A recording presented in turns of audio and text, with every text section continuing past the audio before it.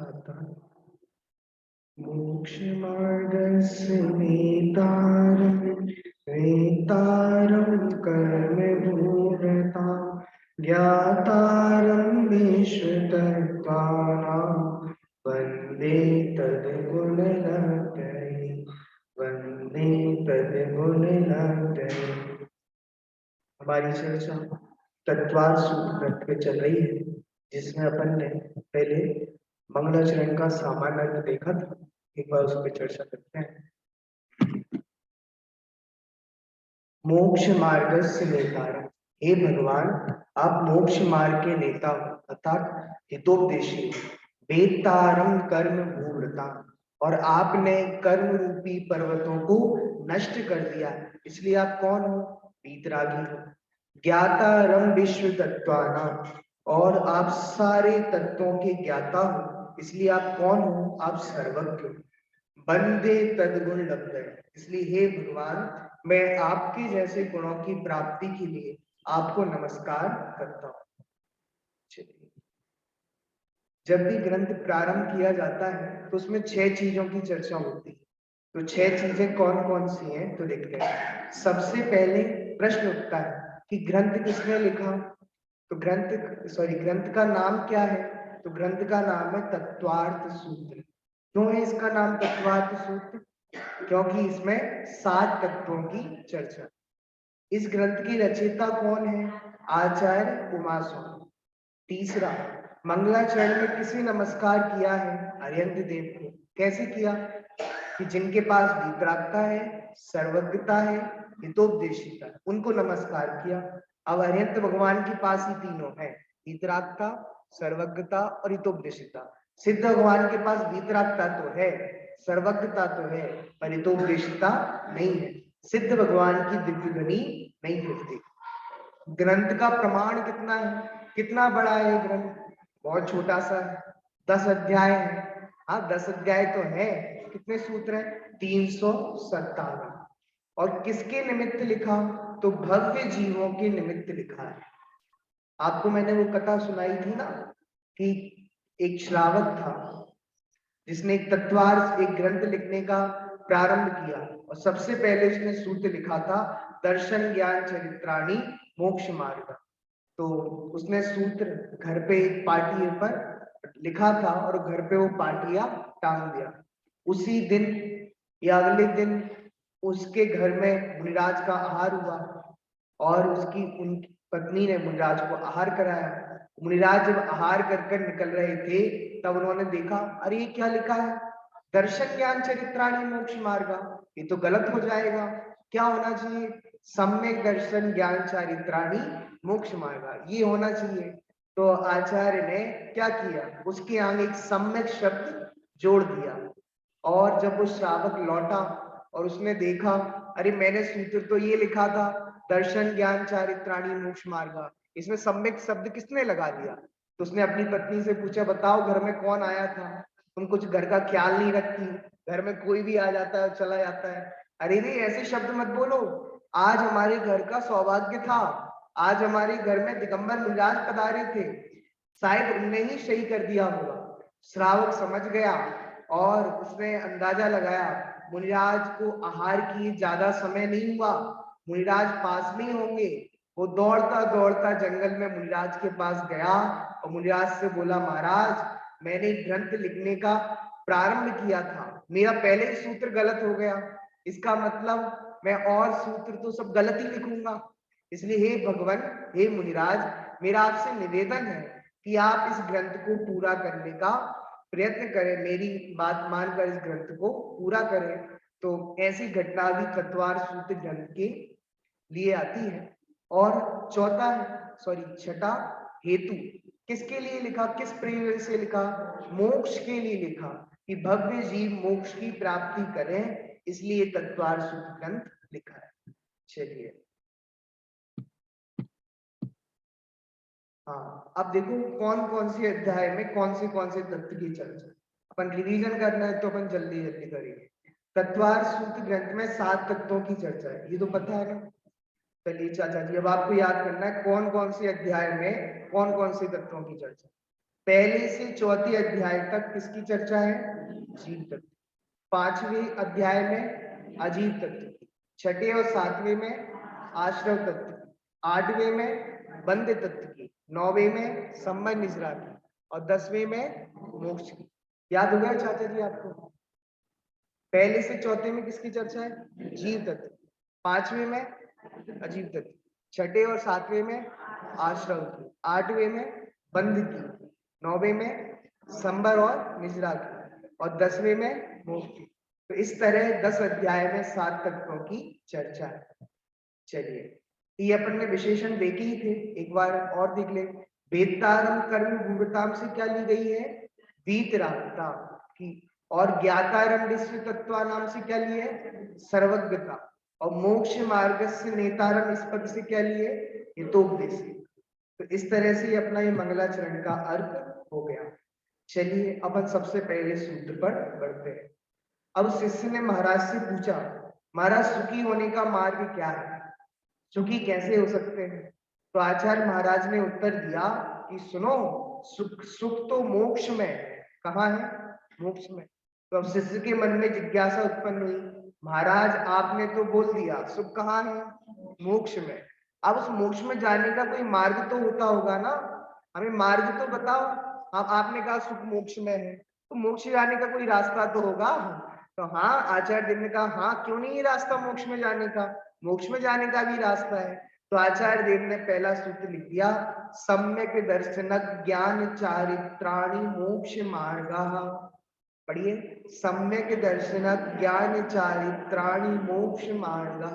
सम्यक दर्शन, सम्यक ज्ञान और सम्यक चारित्र, तीनों मिलकर मोक्ष मार्ग है। ये कह रहे हैं, सम्यक दर्शन अलग मार्ग हो, सम्यक ज्ञान अलग मार्ग हो और सम्यक चारित्र अलग मार्ग हो, ऐसा नहीं है। तीनों मिलकर मोक्ष मार्ग है। जैसे चौराया होता है ना, चौराया, चौराहे पे कितने रास्ते होते हैं? 4। एक होता है तिगड्डा, उसपे कितने रास्ते होते हैं? 3। तो ये तिगड्डा नहीं है कि कोई कहे हमने सम्यक दर्शन कर लिया तो हमें मोक्ष हो जाएगा, नहीं। कोई कहे हमने सम्यक ज्ञान कर लिया तो हमें मोक्ष हो जाएगा, नहीं। कोई कहे हमें सम्यक चारित्र हो गया, हम तो चारित्र को ही पालेंगे, चारित्र को करते करते मोक्ष हो जाएगा, नहीं। तीनों की एकता का नाम ही मोक्ष मार्ग है। मैंने आपको उदाहरण भी दिए थे पहले बहुत सारे, कि हम किसी डॉक्टर के पास गए और डॉक्टर से बोला हम तो बीमार हैं, हमारा सिर दर्द कर रहा है, पैर दर्द कर रहा है, सब कुछ दर्द कर रहा है, शरीर का पुर्जा पुर्जा दर्द कर रहा है, डॉक्टर साहब आपके पास कोई दवाई हो तो दे दो। तो डॉक्टर साहब ने कहा क्यों नहीं, हम बैठे इसलिए हैं, बोलो हमने एमबीबीएस की डिग्री ऐसी थोड़ी ना ली है, चलो आपको दवाई भी लिख देते हैं। तो डॉक्टर साहब ने दवाई लिख दी। अब वो आप डॉक्टर से दवाई लेकर आए, अब आपको इतनी श्रद्धा हो गई कि इस दवाई को यदि मैं खाऊंगा तो मैं ठीक हो जाऊंगा। बोलो इतनी श्रद्धा से आपकी बीमारी दूर होगी कि नहीं होगी? आपने श्रद्धा कर ली, ये दवाई यदि हम खाएंगे तो हमारी बीमारी दूर हो जाएगी, बस श्रद्धा कर ली, कुछ होगा? नहीं होगा। आपने ज्ञान कर लिया, जो जो इस दवाई को खाएगा उसकी बीमारी दूर होगी। अब बोलो आपकी बीमारी दूर हो जाएगी? नहीं होगी। आपने श्रद्धा कर ली, ज्ञान कर लिया, और आपको आचरण भी करना पड़ेगा। जब तक उस दवाई को नहीं खाओगे तब तक आपकी बीमारी दूर होने वाली नहीं है। इसलिए कहा कि किस किस का क्या क्या होना चाहिए? श्रद्धा भी होना चाहिए, ज्ञान भी होना चाहिए और चारित्र्य भी होना चाहिए। जब तक तीनों की एकता नहीं होगी तब तक मोक्ष मार्ग होने वाला नहीं है।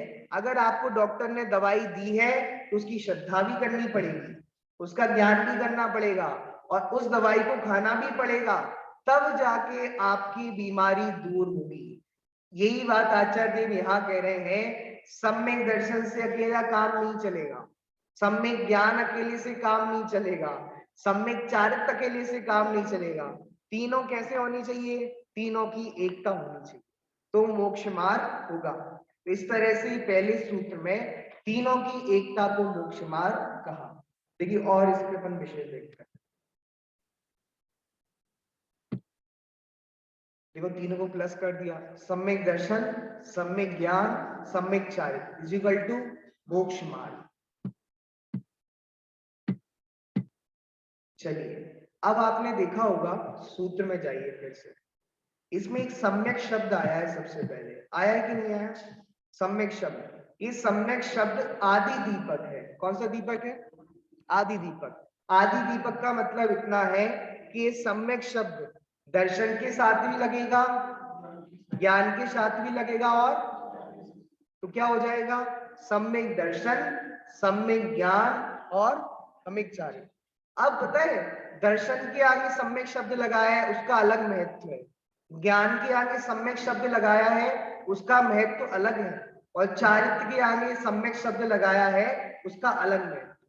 तीनों के आगे जो सम्यक शब्द लगाए गए हैं उनका अलग अलग महत्व है। देखिए, दर्शन के पहले जो सम्यक शब्द लगाया उसका क्या प्रयोजन है?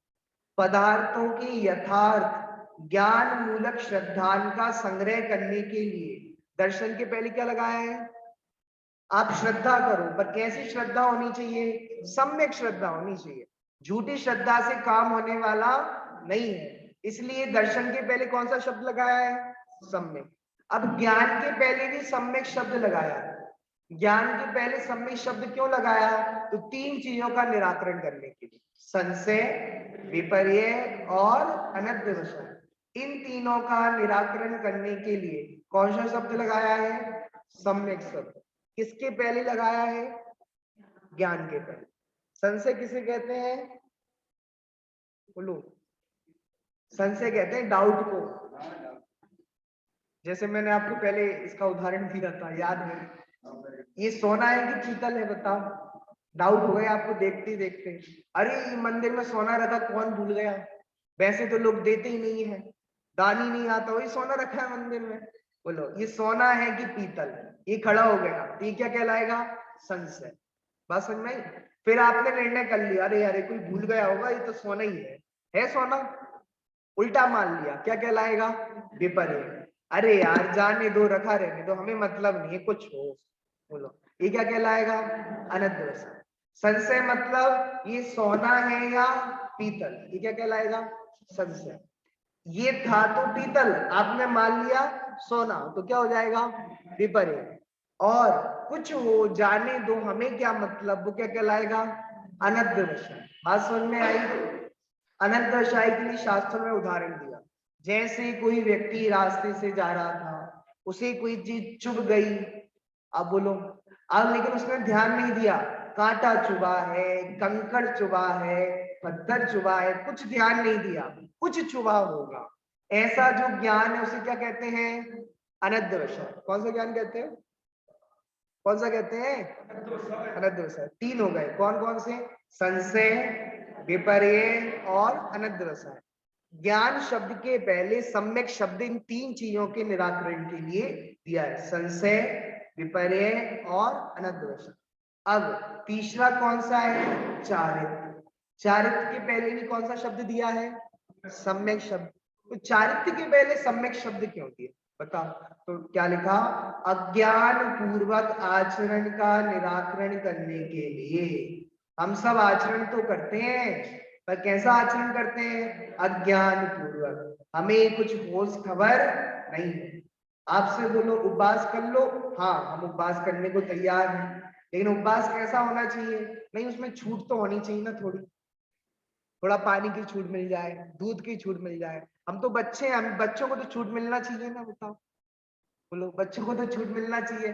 अरे किसी को छूट नहीं मिलती। आपको उपवास का स्वरूप नहीं पता। उपवास का मतलब तो ये है कि चारों प्रकार के आहार का त्याग। कितने प्रकार के? चारों प्रकार के आहार का त्याग होना चाहिए। उसमें कोई चीज अलाउड नहीं है, थोड़ा पानी भी अलाउड नहीं है, थोड़ा दूध भी अलाउड नहीं है, कुछ अलाउड नहीं है। लेकिन दिक्कत ये है, हमने पानी चला लिया तो फिर धीरे धीरे दूध चल गया, दूध चल गया धीरे धीरे ड्राई फ्रूट चल गए। अब बोलो क्या क्या नहीं चलेगा?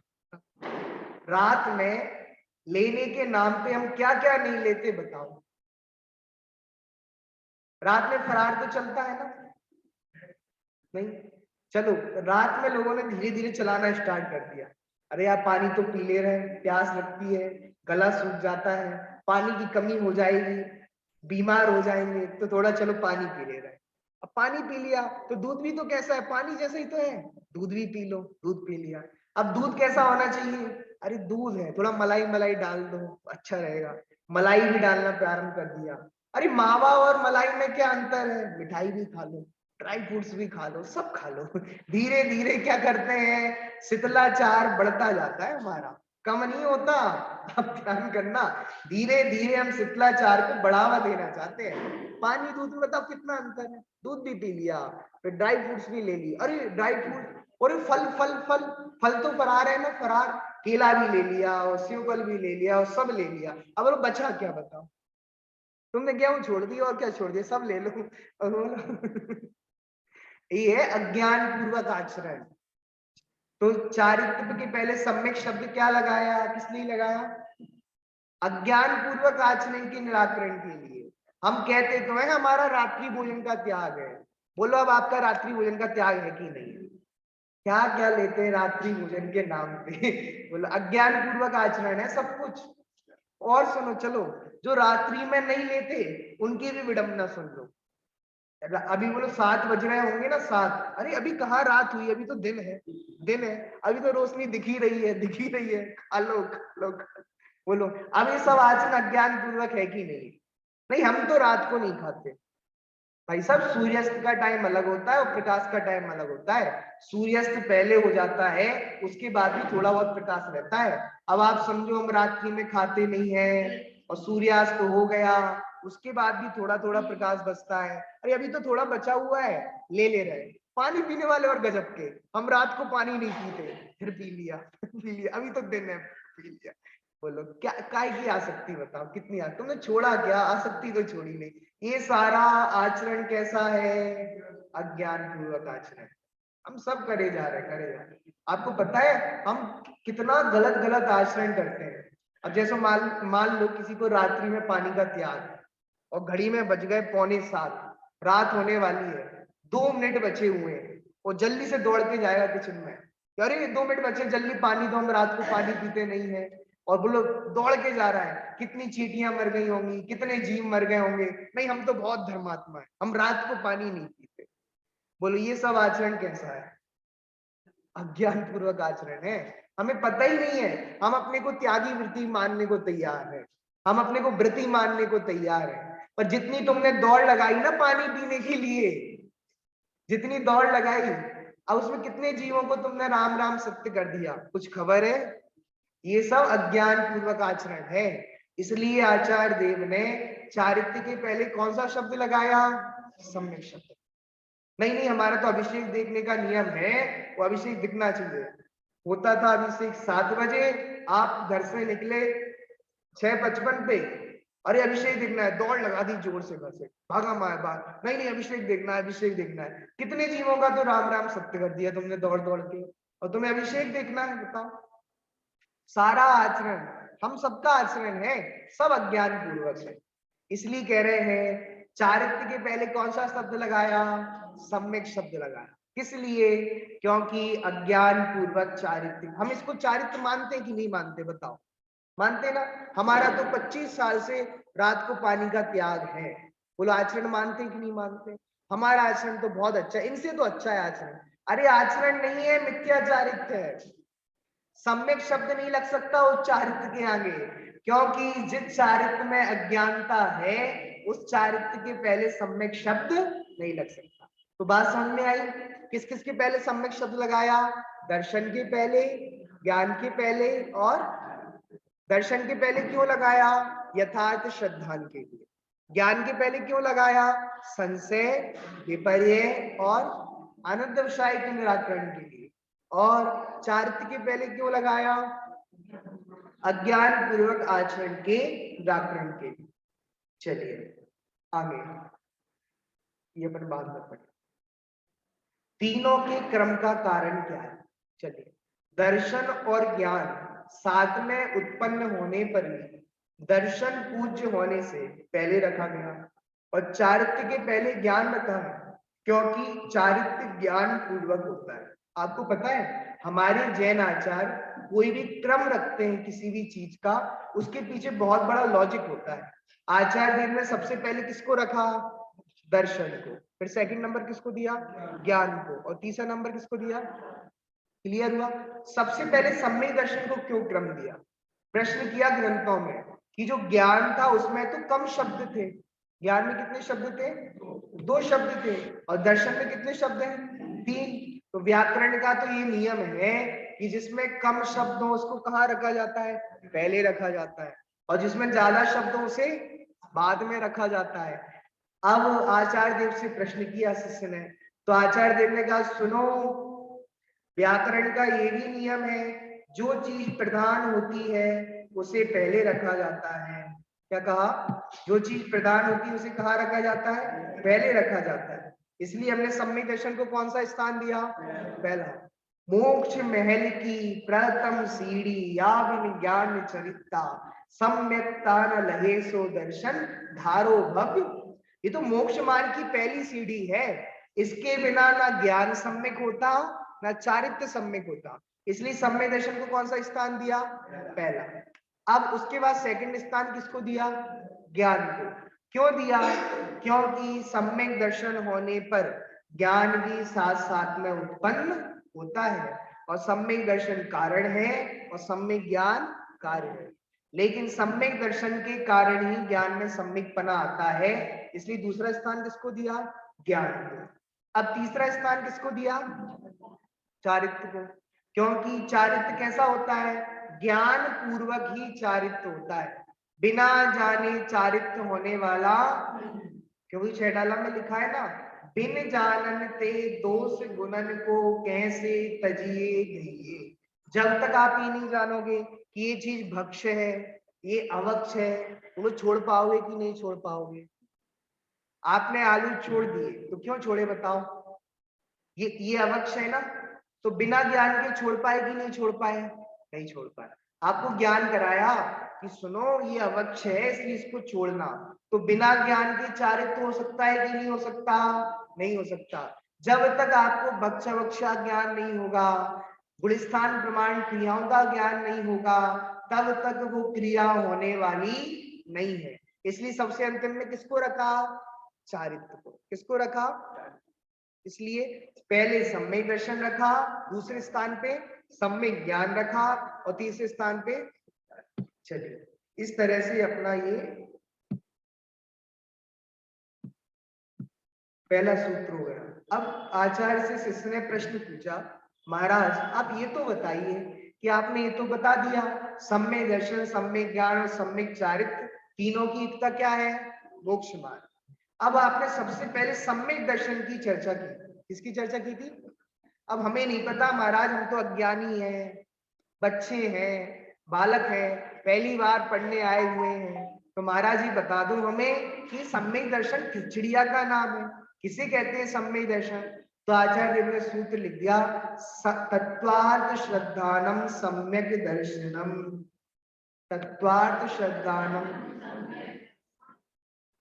तत्वार्थों की श्रद्धा करना वो क्या कहलाता है? सम्यक दर्शन।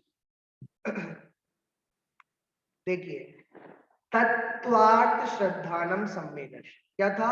तत्वार्थ श्रद्धानम। देखो इसमें कितने शब्द हैं? पहला शब्द है तत्व, क्या है? और दूसरा शब्द क्या है? अर्थ। तत्व कहते हैं भाव को। किसको कहते हैं? भाव। सोने का भाव क्या है बताओ चाचा जी? सोने का भाव क्या है? अभी पेपर में कितना आया? गलत जवाब। चलो, सोने का भाव क्या है? सोने का भाव, उसका वो भाव नहीं पूछ रहा मैं, सोने का भाव पूछ रहा हूं इसका स्वभाव क्या है? पीलापन। शक्कर का भाव क्या है बताओ? शक्कर का भाव 35 रुपए किलो चल रही ना। हाँ। अरे भाव का मतलब यहाँ है शक्कर का मिठास। प्रत्येक द्रव्य का अपना अपना भाव होता है। आत्मा का भाव क्या है? आत्मा का भाव ज्ञान दर्शन है। तो जगत में जितनी भी वस्तुएं सबका अपना अपना भाव है। उद्गल का क्या भाव है? स्पर्श रस गंध वर्ष। जो वस्तु जैसी है उसका जो भाव है उसे कहते हैं तत्व। क्या कहते हैं? वस्तु का जो भाव है वो है तत्व। और अर्थ मतलब होता है वस्तु। क्या होता है? जैसे मैंने पूछा सोना, सोना क्या है? वस्तु। सोना क्या है? सोने का भाव क्या है? पीलापन। तो सोना हो गया अर्थ और उसका पीलापन क्या हो गया? भाव। हमें सोने का अगर पूरा ज्ञान करना है, सही ज्ञान करना है, तो दोनों चीजों का ज्ञान होना जरूरी है कि नहीं है? जरूरी है। अगर दोनों चीजों का ज्ञान नहीं होगा तो सोने का सही ज्ञान होने वाला नहीं है। ऐसे ही सम्यक दर्शन करना है तो जीव नामक वस्तु को समझना भी पड़ेगा और उसका भाव भी समझना पड़ेगा। बिना भाव समझे, बिना जीव को समझे सम्यक दर्शन होने वाला नहीं है। बात समझ में आ रही है? तो भाव भी समझना पड़ेगा और वस्तु भी समझनी पड़ेगी।